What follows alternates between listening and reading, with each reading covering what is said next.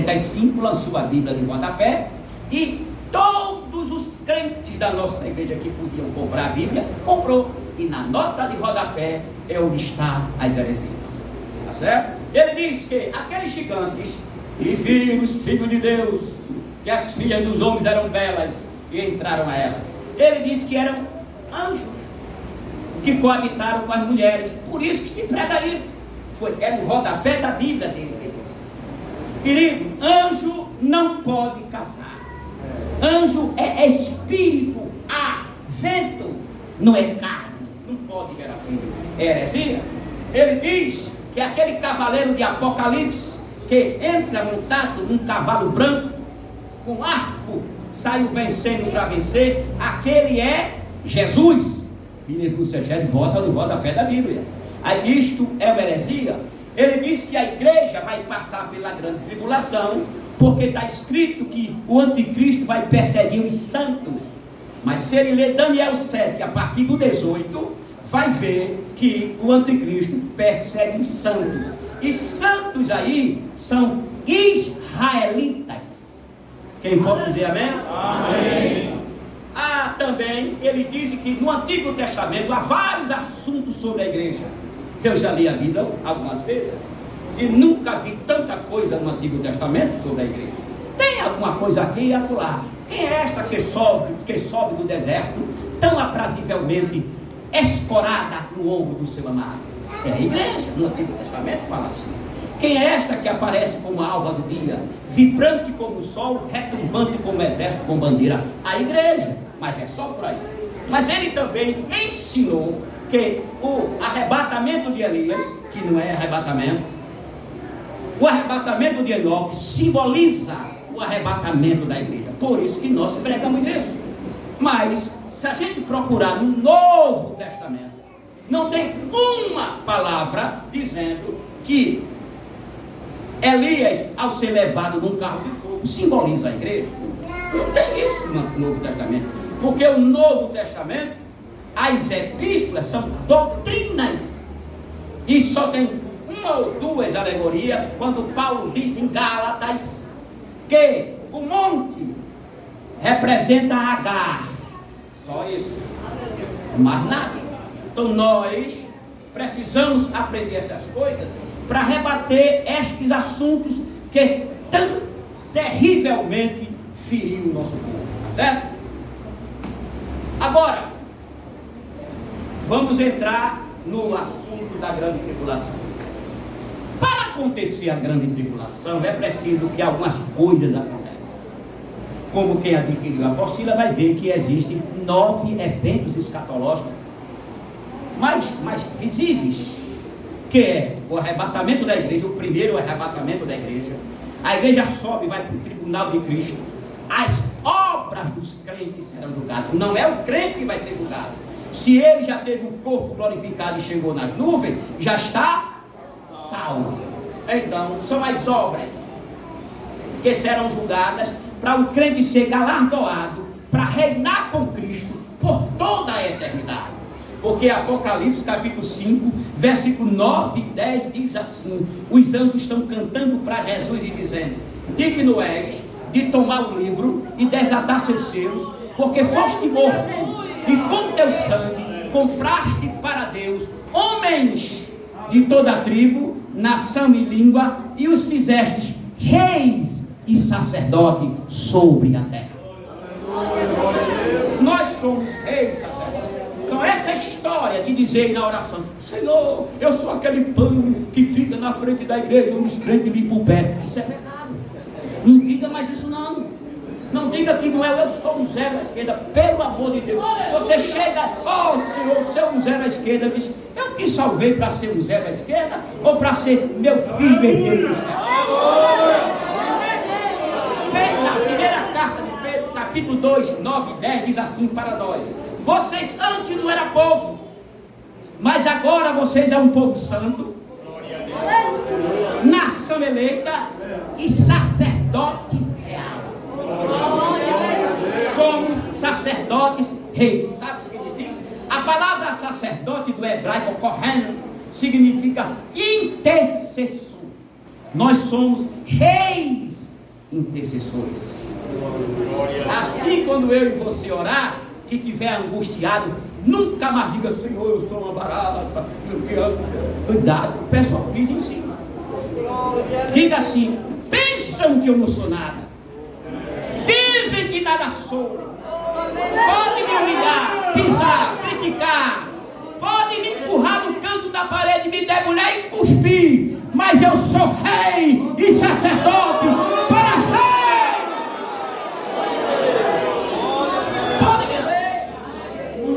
Pode dizer a Deus e a Jesus e a quem quer que escute: sou rei e sacerdote para sempre. Só para adiantar um pouquinho, você sabia que no juízo final nós vamos julgar os anjos caídos, os pecadores, juntamente com Jesus? Eu e você, em pé ali junto de Cristo. Se Cristo perguntar: e este aí, meu filho? E este aí, que desgraçou o Brasil? Lado do fogo nele. Assim, arrebatamento da igreja, tribunal de Cristo, bodas do Cordeiro, a grande tribulação, a vinda de Jesus em glória, o juízo das nações vivas, o reino milenar, o juízo final e o estado eterno. Então nós estaremos com a grande tribulação. Quando a igreja for arrebatada, terá ido embora a coluna e o pilar da verdade. Terá ido embora a luz do mundo, o sal da terra. E o que está na igreja, que é o Espírito Santo, vai embora juntamente com a igreja. O Espírito Santo veio para a igreja para nunca mais sair. Conforme as Escrituras, o Espírito Santo será o Espírito dos salvos lá no céu para sempre. O Espírito Santo que veio para nós, para darmos lugar a Ele, para vivermos a vida cristã, e a gente não vive. Quando tiver um novo corpo, Ele nos guiará para sempre. Você sabia que os anjos não têm Espírito Santo morando nele? Não. Está vendo o arcanjo Miguel? Não tem Espírito Santo nele.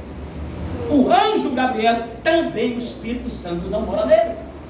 Davi, Isaías, Jeremias, Abraão, Isaac, Jacó, o Espírito Santo não morava nele.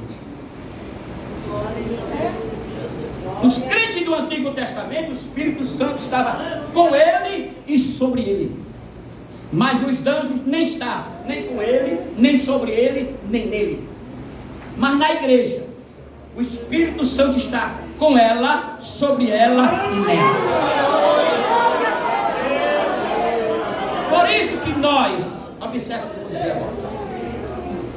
O Espírito Santo penetra a mente de Deus, conhece os planos de Deus. E este segredo, sabe onde está? Dentro de nós. Porque o Espírito Santo mora em?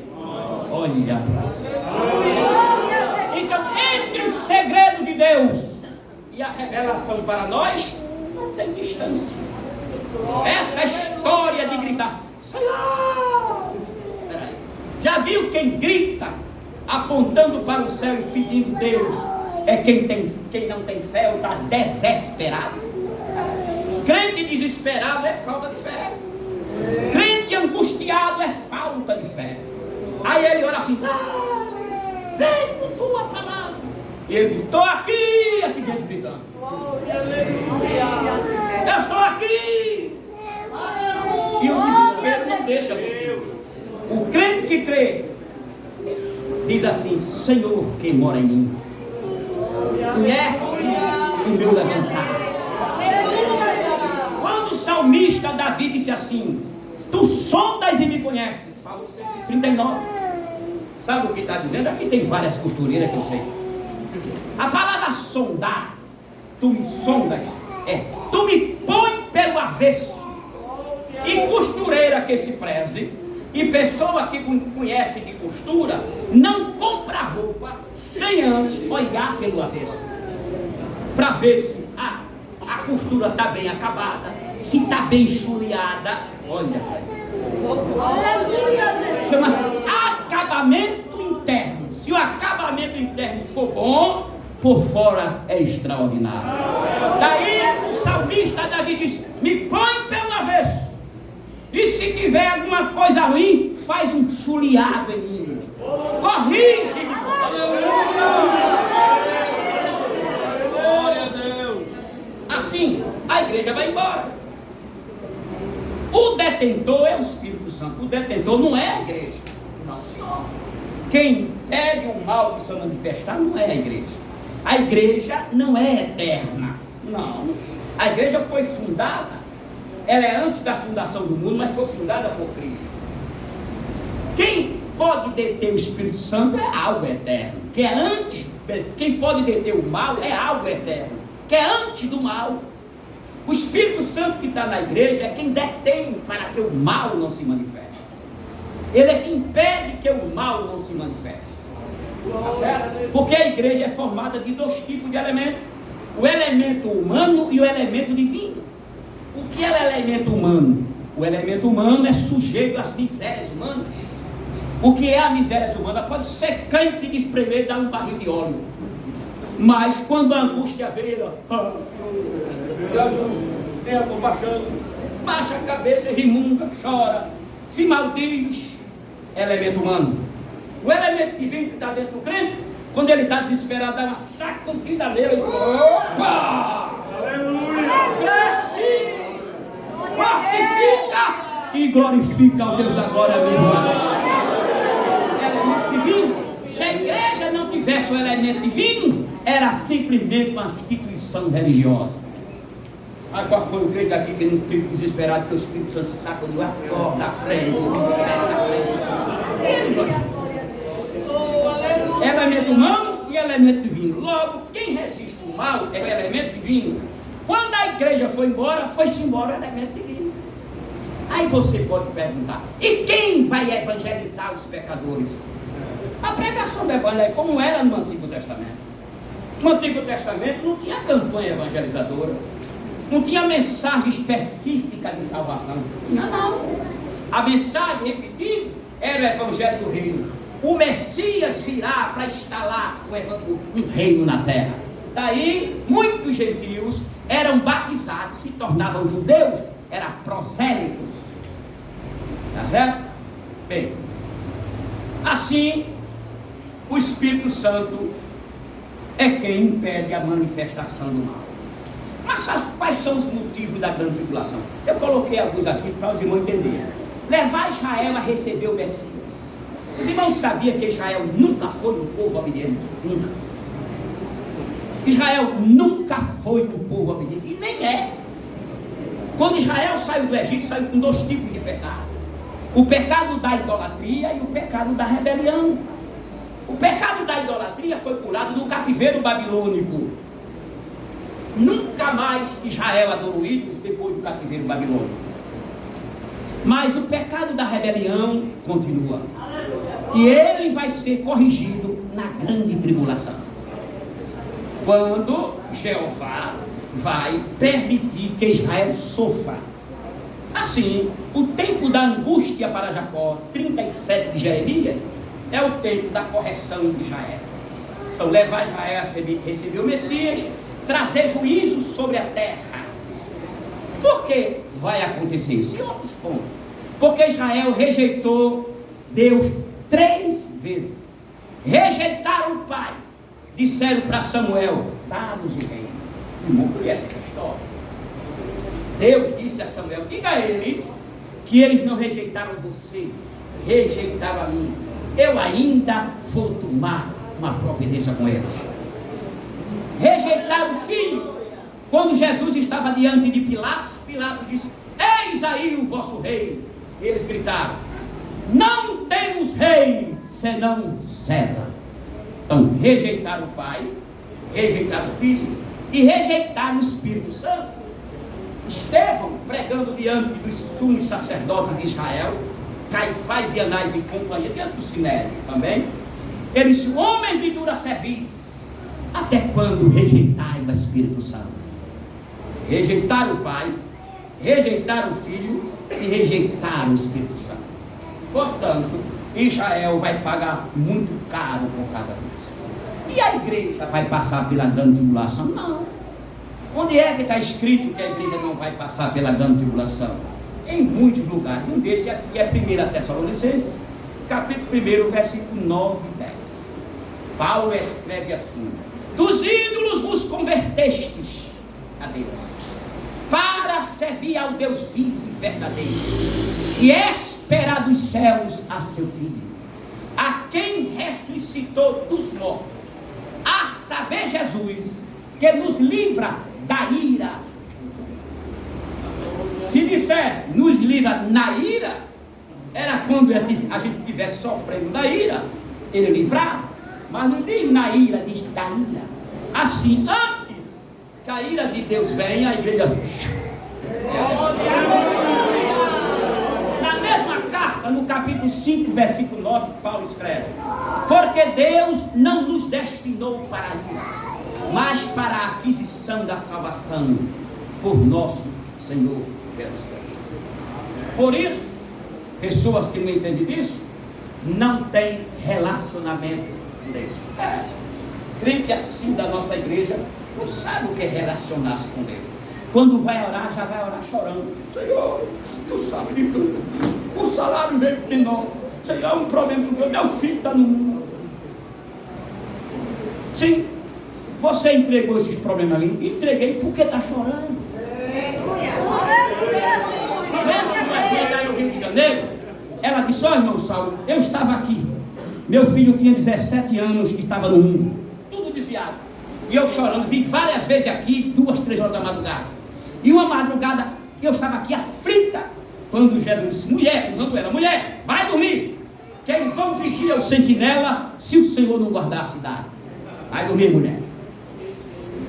É porque quando a gente vai orar para quem pode dar solução, não é? E a gente tem que crer que Ele dá solução. Se não crer que Ele vai dar solução, a gente já vai com cara de mendigo: Senhor, por favor, tu sabe que eu preciso. Vai assim. É bom chegar rindo de felicidade.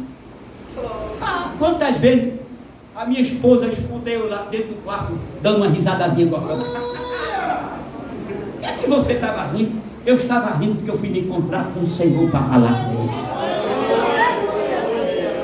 Às vezes eu choro, claro, que às vezes a coisa pega, mas na maioria das vezes eu vou rindo de felicidade, porque não tem ninguém neste mundo, a não ser a igreja, que tem condições de adentrar o trono da graça para falar com Jeová.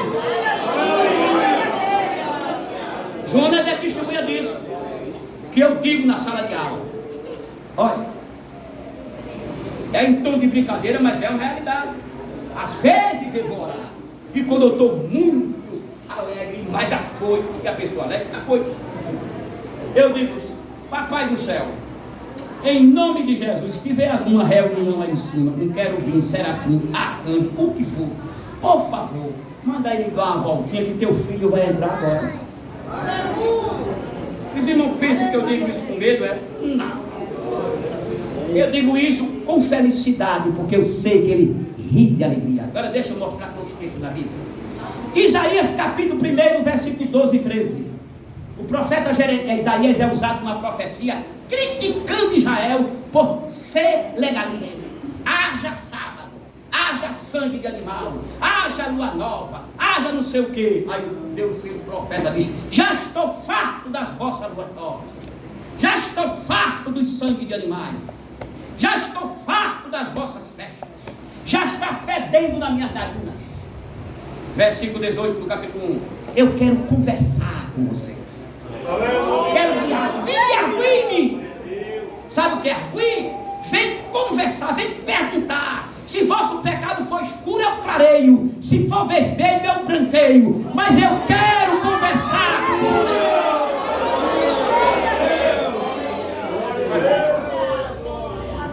Quando o primeiro selo é aberto, Apocalipse 6 e 2.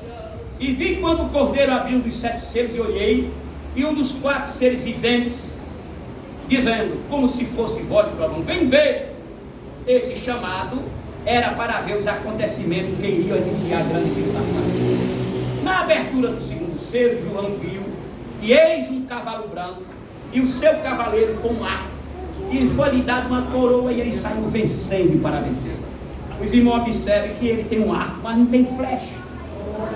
Saiu vencendo porque na época para ele é um vencedor. E para vencer, ou seja, futuramente, mas ele não consegue.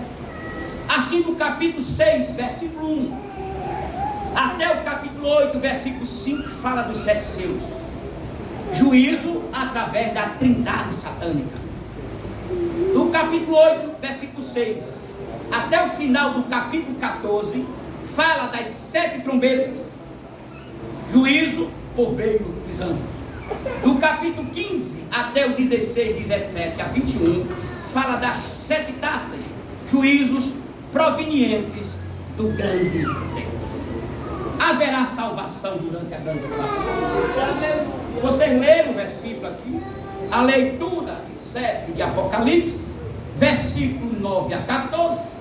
João tem uma visão e viu um monte de almas já no céu.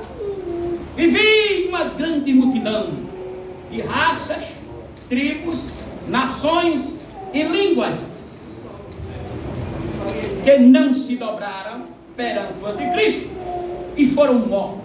Aí João pergunta: quem são estes? São os que vieram de grande tribulação.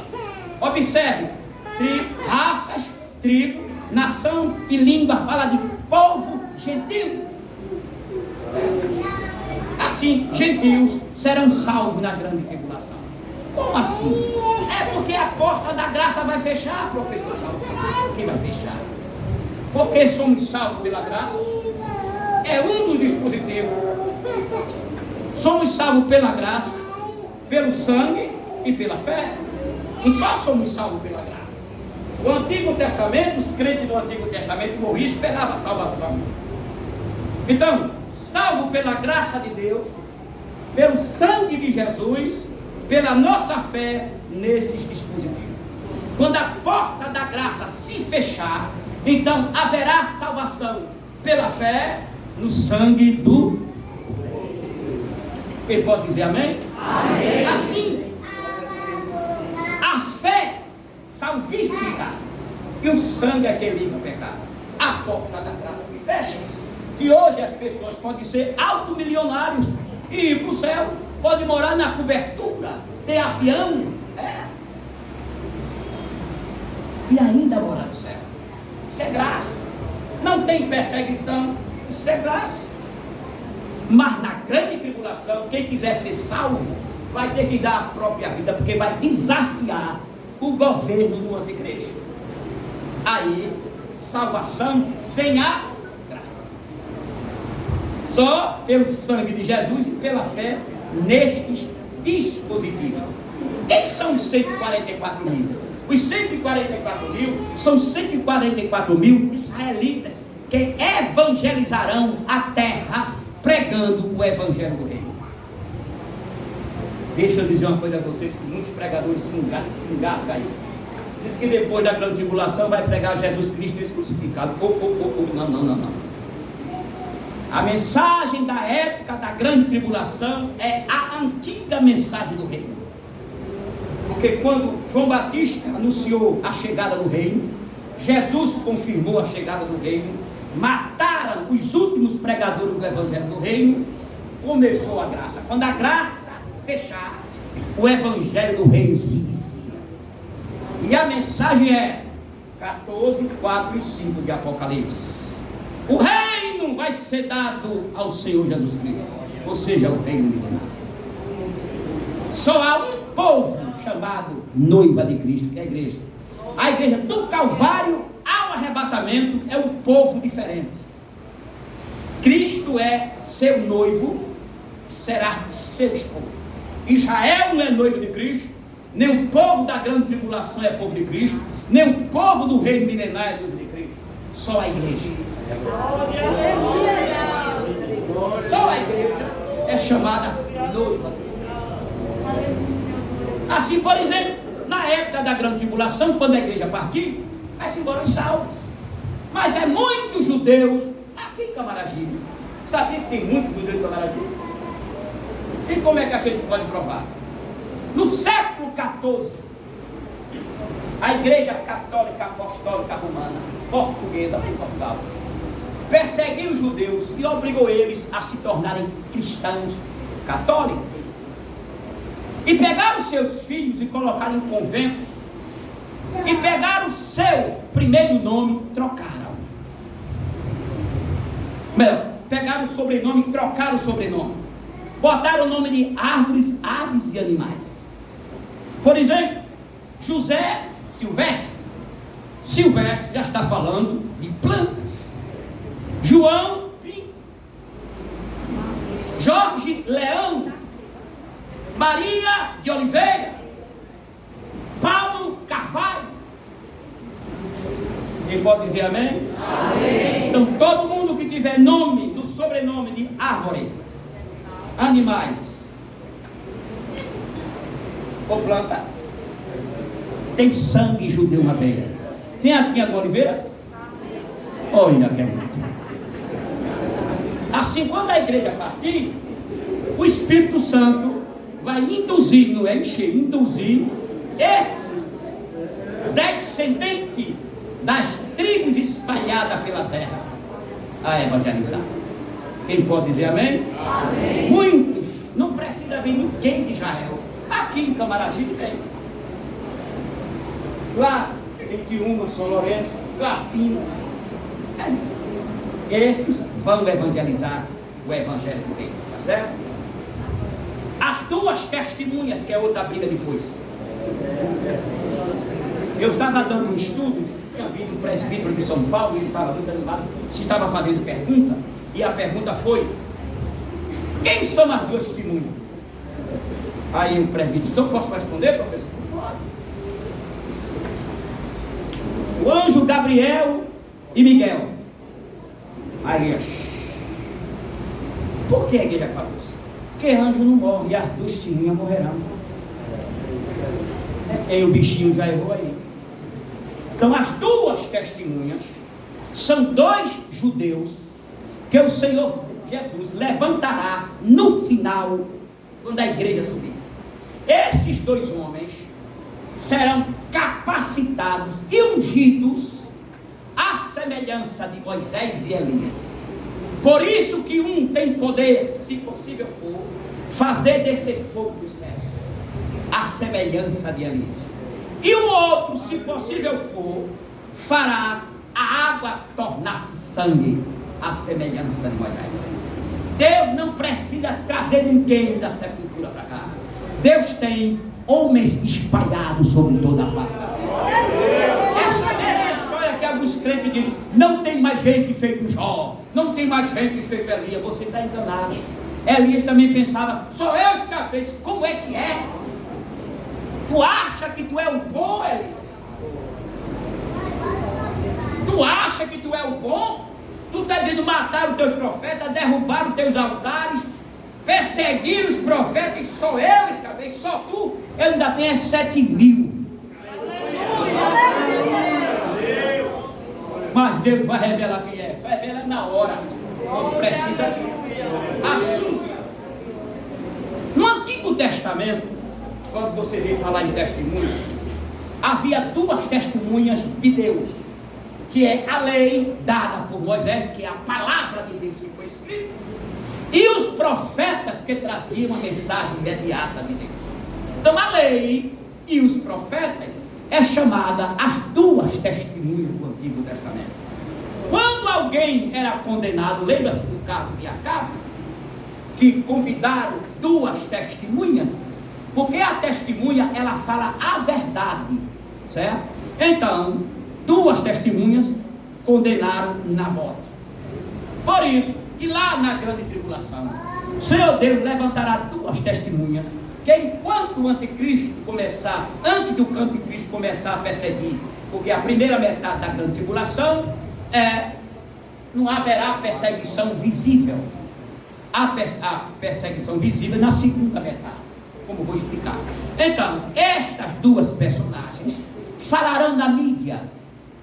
Eles falarão que Deus é o Senhor. Dirão que aquele homem que está governando a terra não é o Cristo, mas o abominável da desolação do qual falou o profeta Daniel. As duas testemunhas. Estes homens falarão a verdade. Por isso que no capítulo 11 do Apocalipse, elas são mortas pelo anticristo. Vamos lá. Jesus cumpriu toda a lei e cumpriu todos os profetas. Amém? Então quando ele aparece transfigurado, quem é que aparece conversando com ele? Moisés e a lei e os profetas.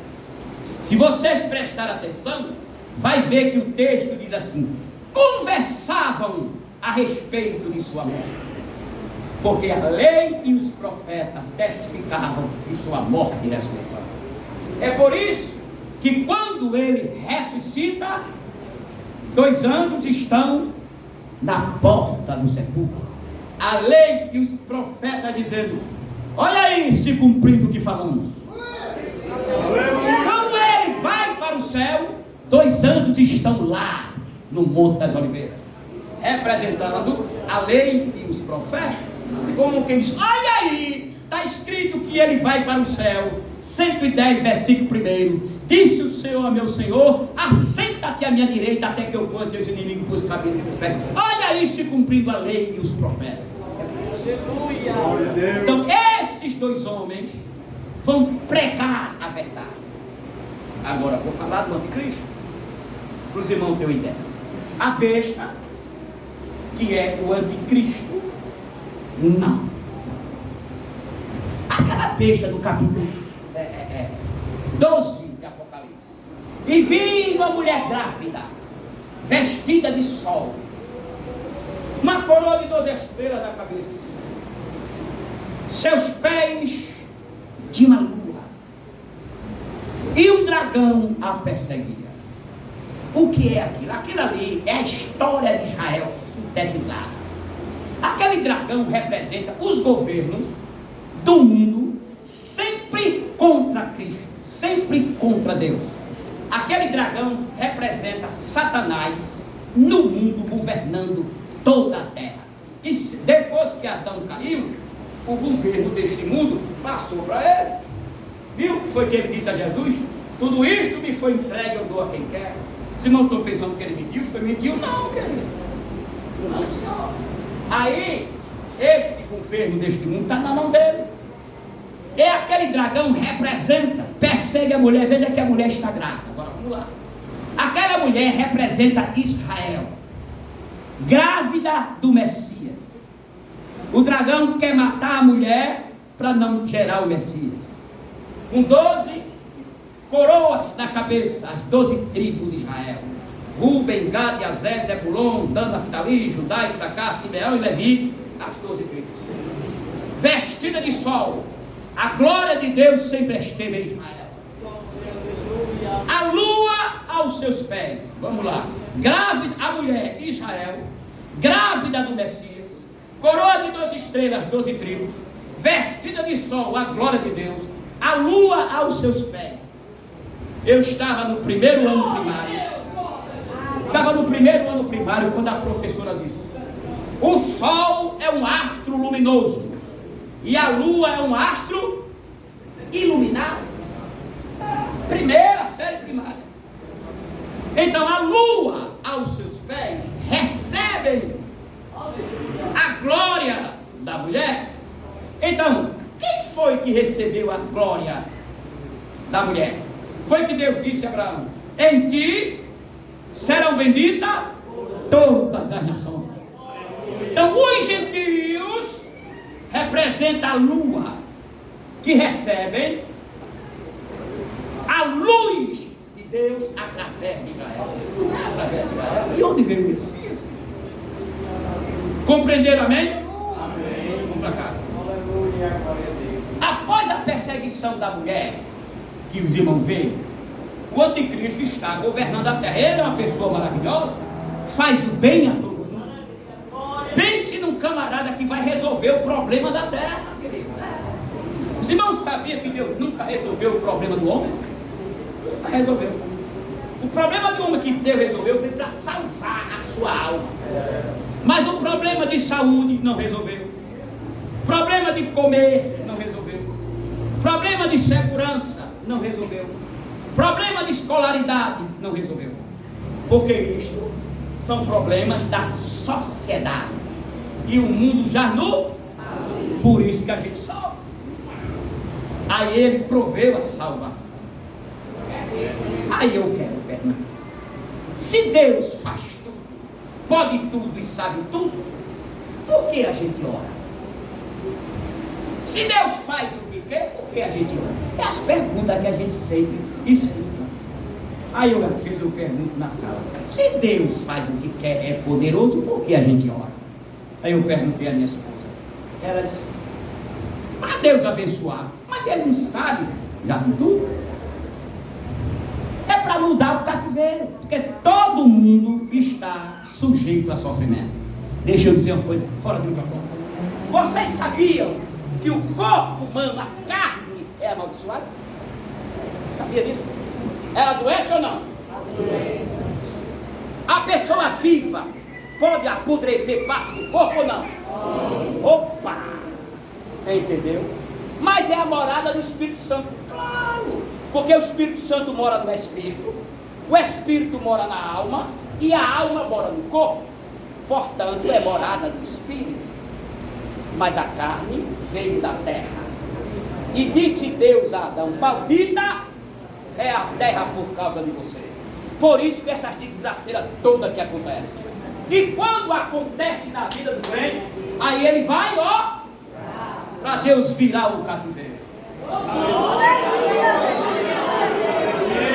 Filho desempregado: Senhor, meu filho, vai orar que eu viro o cativeiro. Ele dizia hoje: vai orar que eu viro o cativeiro.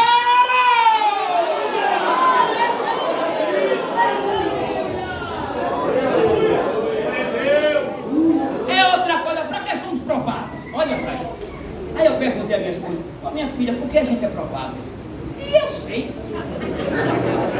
E se perguntar muito crente, sabe o que ele vai dizer? Para ganhar uma casa, para ganhar um carro. Olha, assim era muito bom. Eu já tinha tanta casa no mundo, tanto carro, que era uma frota aí. Nós não somos provados. Eu perguntei para ela: você faz o que na igreja? Eu sou vice-dirigente do ciclo de oração. Você sabe tudo de direção? Ela disse: sei não. Se fizer uma prova de 50 perguntas para você, responda essas 50 questões sobre dirigir ciclo de oração, sobre oração, você acertaria as 50 questões? Ela disse: não. Por quê? Porque tem coisa que eu não sei. Eu digo: para isso existem provas. As provas que a gente faz é para descobrir o que a gente sabe e o que a gente não sabe. Aleluia. Por isso que quando Deus prova o crente, é para descobrir onde eu falho. Toda vez que sou provado, eu descubro onde eu sou.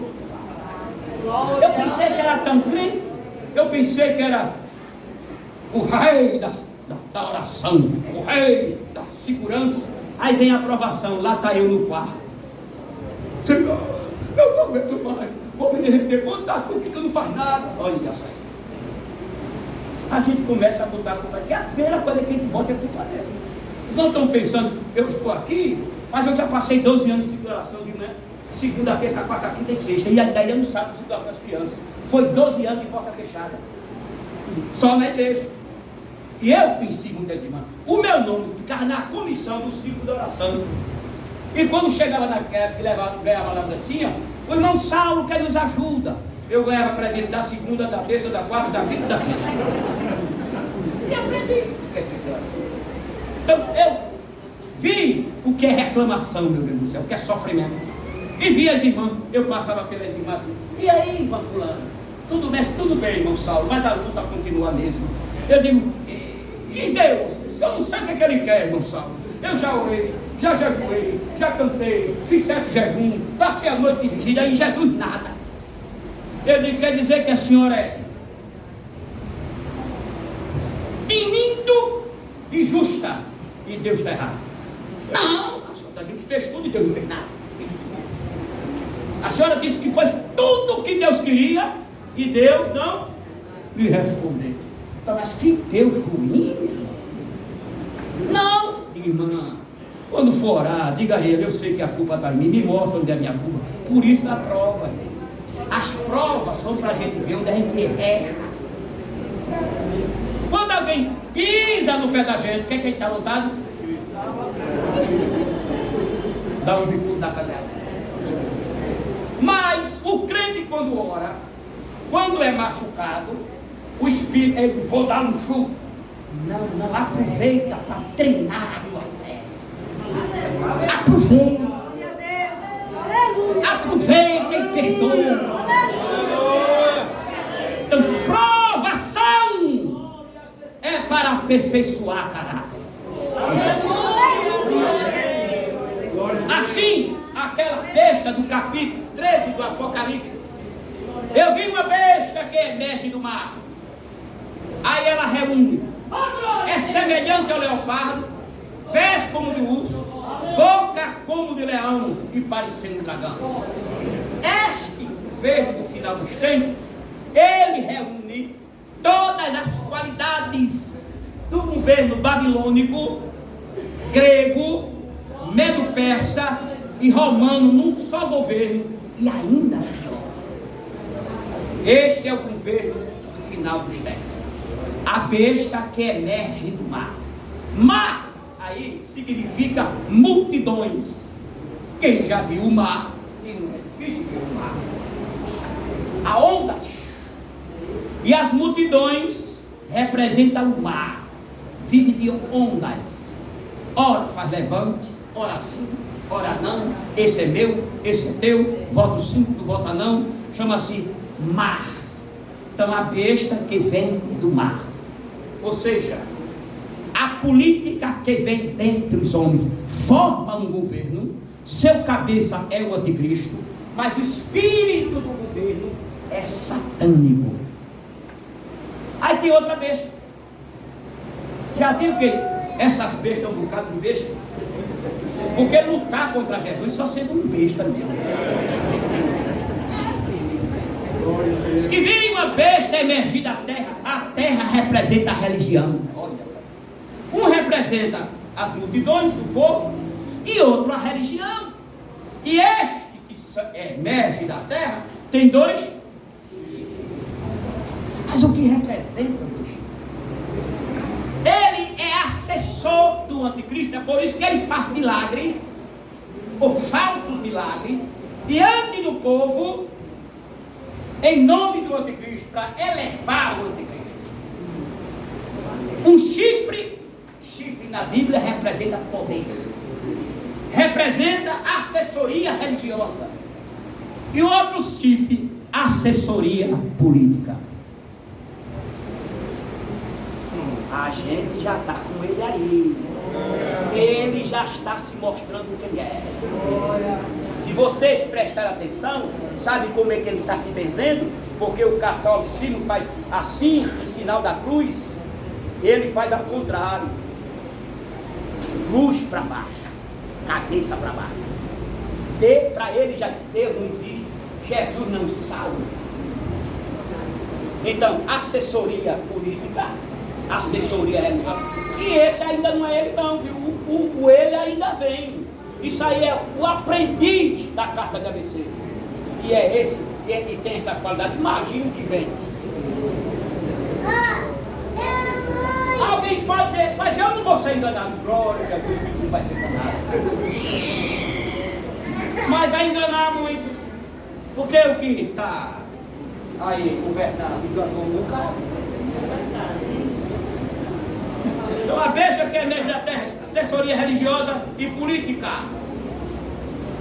Daniel diz que o anticristo fará fim da aliança por 7 anos. Vai profanar o templo, suas guerras. Vou terminar daqui a 5 minutos e vou permitir pelo menos 4 a 5 perguntas. Que às vezes a gente fala, irmão, tem uma pergunta para fazer. Por favor, eu queria que o prefeito Marcelo coordenasse de 4 a 5. Não mais do que isso por causa do horário, tá certo? Então, quando a gente olha para Daniel, capítulo 11, versículo 39 a 45, é a guerra do anticristo. Repetindo, Daniel 11, 39 a 45. Diz assim o versículo 39: E haver-se-á com os castelos fortes, com auxílio de Deus estranhos, porque ele vai se haver, vai brigar com os castelos fortes. Ou seja, é guerra. Com auxílio de Deus estranhos, o Deus da guerra. Aos que o reconhecerem, multiplicará a honra, e os fará reinar sobre muitos, e repartirá a terra por despojo. O que é isso? O anticristo, quando surgir, ele não vai trabalhar sozinho. Ele vai fazer conchavo político. Vocês têm lido, têm visto mídia, ouvido mídia, e sabem que é conchavo político. Te dou esse, tu me dá esse, tu me dá esse. Então ele vai fazer isso. Ele vai repartir. Por exemplo, no Brasil está o seu presidente. O anticristo aparece na terra. Olha, presidente brasileiro, se você ficar do meu lado, eu me torno governador perpétuo do Brasil. Aí ele apoia o anticristo. Se você ficar comigo, eu lhe dou os Estados Unidos, por possessão perpétua. Veja o texto. Aos que reconhecerem, multiplicará a honra, e os fará reinar sobre muitos, e repartirá a terra por despojo. Versículo 40: Reino do norte e do sul da África se levantarão contra ele. Versículo 41: Invadirá Israel, muitos países serão conquistados. Versículo 42: Dentre suas conquistas se apossará do Egito. Versículo 43: Tomará os tesouros do Egito, os líbios e os etíopes se aliarão a ele. Versículo 44: Então houve notícia de um exército que vem do Oriente. Como diz Apocalipse, um exército com 200 milhões de pessoas vem invadir Israel, lutar contra o anticristo e tomar o poder das suas mãos. Aí você, sabe quantos habitantes tem na China? 12 bilhões de habitantes. Sabe quanto tem na Rússia? Perto de 400 milhões.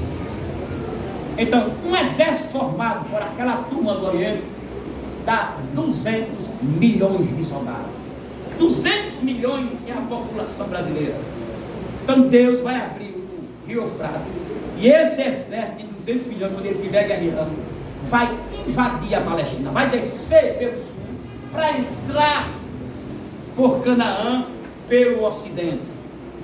Antes de ele lutar com o anticristo, o Senhor Jesus mandará um vento e vai matar esses homens, e vai mandar as águias comerem a carne, porque está escrito: se aqueles dias não fossem abreviados, nenhuma carne se salvaria, mas por causa dos escolhidos, aqueles dias serão abreviados. Aí a gente pensa que a igreja, nessa época, a igreja já está no céu, querido. Isso fala de Israel. Versículo 45: Armará suas tendas entre o mar e o Mediterrâneo e a cidade de Jerusalém. Assim, quando este homem estiver lá, que esse exército de 200 milhões de pessoas morrerem, se sabe a notícia que Jesus está vindo em glória. E eles sabem disso, que o mundo lê Bíblia. Aí você vê no capítulo 18 de Apocalipse, João diz: e vi o falso profeta, o anticristo, chamarem todos, e os demônios chamarem todos os reis da terra, e eles se prepararão para receber aquele que vem sobre as nuvens do céu, que é Jesus. E estará ele com seus canhões, suas metralhadoras, seus fuzis, tanques de guerra, tudo para derrubar Jesus. Porque está escrito na Bíblia que Cristo vem sobre as nuvens do céu com a igreja.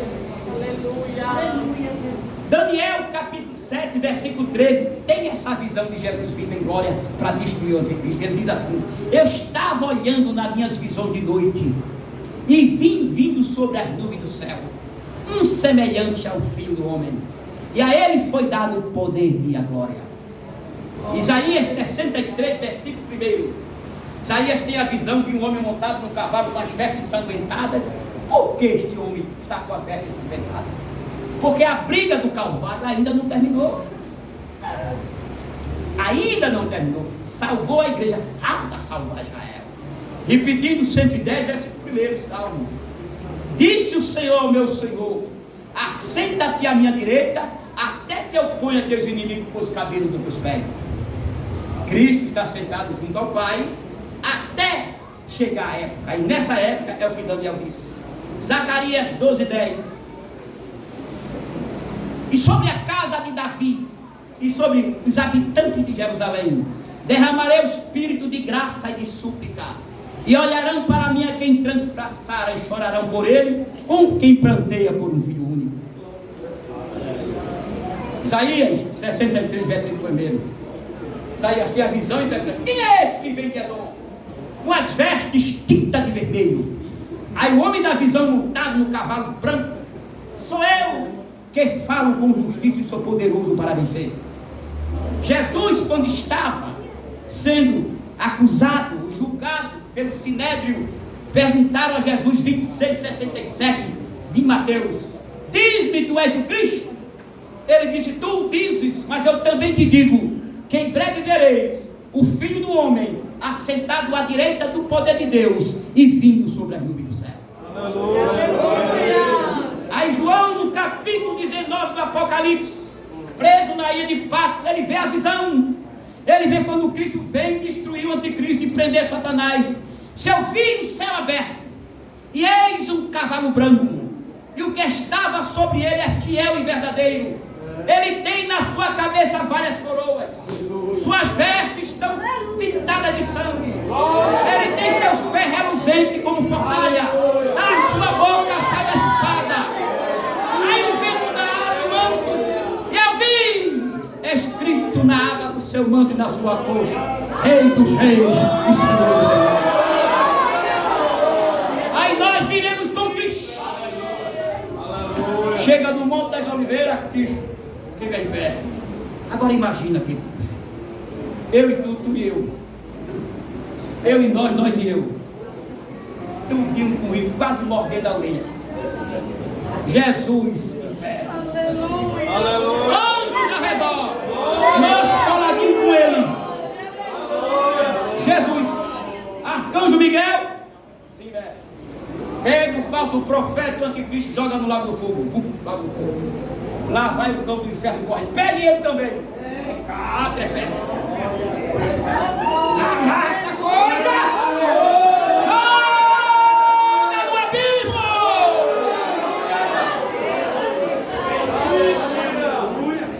Aí a gente vai poder dizer em nome de Jesus: vai agora. Vai, bicho. Zomba de mim. Zomba das irmãs que saem no ciclo de oração à tarde fazendo visita aos enfermos. Tudo dizendo: besta é tua. Aqui em Camaragibe foi irmão Ismael, presbítero Ismael, não sei por perto. Ismael contou na sala de aula uma história que aconteceu por aqui. Ele disse que uma mocinha de seus 16 anos, bonitinha, ninguém era crente. Aí os colegas do menino diziam assim: quero namorar com tua irmã. Cadê tua irmã? E o menino se chateava com aquilo. E um dia a moça se e na mesa, todo mundo almoçando, a moça dizendo que era crente. Aí perguntaram: por que você é crente? Quem é esse Jesus? Aí ela disse: é o Salvador, o dominador. Ele tem tudo sob poder, ele é rico. Ela saiu falando sobre Jesus, o poder e a riqueza de Jesus, a majestade. E o menino olhando para ela. Mais tarde o menino sai na rua. Aí o camarada que gostava de abusar o menino: ih, bichinho, cadê tua irmã para eu namorar com ela? Ele disse: vai ver se o noivo dela é tão fraquinho. Quem pode dizer amém? Amém. As perguntas.